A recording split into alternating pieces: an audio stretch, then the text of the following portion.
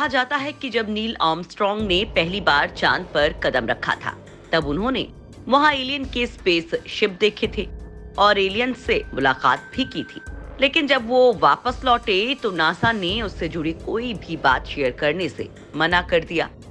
कहते हैं कि वेटिकन सिटी के चर्च में ऐसे कई मिस्टीरियस डॉक्यूमेंट्स मौजूद हैं जो पास्ट में धरती पर आए एलियंस की कहानी बयां करते हैं।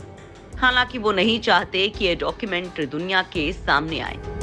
हाल ही में former Israel space security chief Haim Eshed ने दावा किया था कि इस बारे में अमेरिका की सरकार को जानकारी थी, लेकिन अमेरिकन सरकार इससे जुड़ी जानकारी हमसे शेयर नहीं करना चाहती।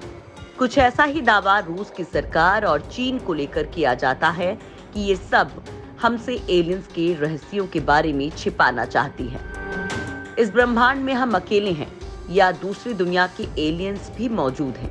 ये सवाल आज स्पेस एक्सप्लोरेशन का सबसे बड़ा सवाल बना हुआ है। हर कोई एलियंस के बारे में जानना चाहता है, तो फिर वो क्या कारण है कि दुनिया भर की सरकार और स्पेस एजेंसीज हमसे ये राज छिपा रही हैं? क्या एलियंस हमारे लिए खतरा बन सकते हैं? इन सभी सवालों के जवाब हम आपको वीडियो में देंगे। दोस्तों, आज हमारे पास एलियंस होने के सबूत हों या ना हो, लेकिन कई बार ऐसे दावे किए जाते हैं जिसमें एलियंस को देखे जाने की बात कही जाती है और लगता है कि एलियंस का अमेरिका से कुछ खास रिश्ता है। यहाँ की एयरफोर्स से लेकर नेवी तक कई ट्रस्टेड ऑर्गेनाइजेशन और यहाँ तक कि कुछ सरकारी दस्तावेज यूएफओ को देखने का दावा करती हैं। लेकिन जब इन साइट से जांच की जाती है तो कोई भी रिजल्ट सामने नहीं आता और ये कह दिया जाता है कि इन दावों की कोई सच्चाई नहीं थी। दोस्तों, जब भी एलियंस को देखे जाने की बात होती है तो हमारी सबसे ज्यादा नजर एरिया 51 पर टिक जाती है। आपने कई बार एरिया 51 का नाम सुना होगा, लेकिन हम आपको बता दें कि इसका ऑफिशियल नाम नहीं है। इसका असली नाम है Nevada test and training range, जो यूएस के नेवाडा रीजन में मौजूद है। वर्ल्ड वॉर 2 के समय एरिया 1, एरिया 2, एरिया 3 ऐसे कई एरिया थे जहां परमाणु बम की टेस्टिंग की जाती थी और ये स्पेसिफिक लोकेशन एरिया 51 उस समय की एक टेस्टिंग जगह ही थी। इनमें से जितने भी एरिया थे उनमें किसी में भी कोई अजीब सी गतिविधि नहीं देखी गई थी, पर ये स्पेसिफिक एरिया 51 आज भी मिस्ट्री एक्सप्लोरेशन कर चौंका देती है। अगर आप गूगल मैप में एरिया 51 को देखेंगे और अपने ड्रोन कैमरे को इसके ऊपर भेजेंगे तो वो लोकेशन कुछ ऐसा दिखेगा। वो देखने में टिप ऑफ द आइसबर्ग जैसा है, यानी कि बस एक झलक है। सूत्रों की माने तो उस जगह के नीचे एक पूरा का पूरा अंडरग्राउंड नेटवर्क टनल है और उस एरिया पर जूम करने पर ऐसे कई एंट्रेंसेस देखने को मिलते हैं जिसमें कई दरवाजे देखने को मिलते हैं, जो कि ये साफ बताता है कि ये अंडरग्राउंड से कनेक्ट है। दोस्तों, एक इंसान है जिसका नाम है बॉब लेजार। वो ये क्लेम करते हैं कि वो एरिया 51 में पहले काम करते थे। यहाँ ये S4 नाम के डिपार्टमेंट में काम करते थे। उसका ये कहना था कि इस डिपार्टमेंट में एलियन के व्हीकल्स को स्टडी किया जाता था कि ये कैसे उड़ते हैं। जी हाँ, उसने कहा था कि एरिया 51 की टीम यूएफओ और एलियंस को कैप्चर करके उन पर एक्सपेरिमेंट्स करती हैं। एलियंस यूएफओ को बिना फ्यूल के हवा में कैसे उड़ा देते हैं, वहीं की टीम इसकी जांच करती है। उनके हिसाब से उन्होंने 1989 में ये डिस्कवर किया था कि एलियंस के स्पेसक्राफ्ट कैसे काम करते हैं। उनका कहना था कि एलियंस के एयरक्राफ्ट में एक ऐसा मेटल यूज किया जाता है जिसका एटॉमिक वेट है 115, जो उस वक्त 1989 में अननोन था और वो ऐसा मेटल था जिससे एंटी ग्रेविटी इफेक्ट को क्रिएट किया जा सकता है। इसलिए एलियंस के स्पेसक्राफ्ट बिना किसी फ्यूल के उड़ सकते थे। जैसे एलिमेंट 115 या अननपेटियम 2003 में डिस्कवर हुआ, वो एक नॉर्मल मेटल के रूप में दुनिया के सामने आया। लेकिन बात यह है कि बॉब लेजार ने इसके बारे में 1989 में ही बता दिया था।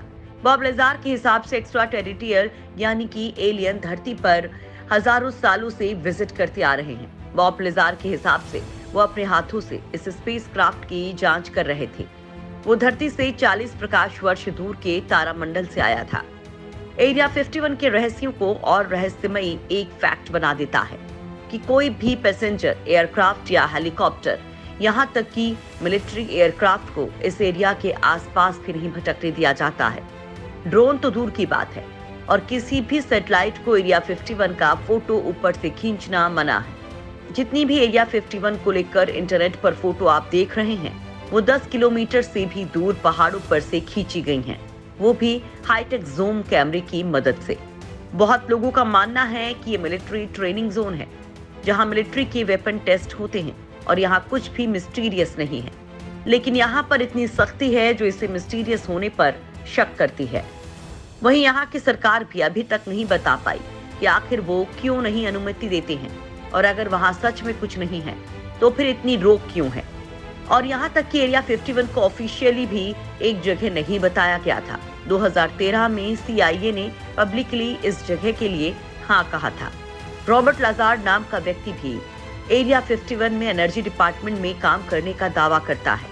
एनर्जी डिपार्टमेंट में वो एलियंस के फ्लाइंग सोर्सेज यानी कि UFO की एनर्जी को वो हार्नेस करते थे।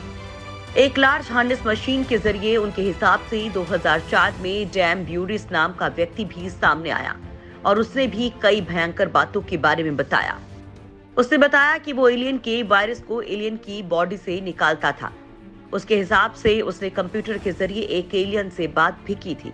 इस एलियन का नाम था जेरॉड। और एक स्टोरी के हिसाब से वैली कजा और बॉब फ्रॉस्ट एरिया 51 में काम करते थे और उन्हें अचानक इलनेस होने लगी। थियोरी के हिसाब से वहां पर कोई भयंकर एक्सपेरिमेंट किया गया था जिसमें ये दोनों इन्फेक्टेड हो गए थे और आखिर में उनकी मौत हो गई थी।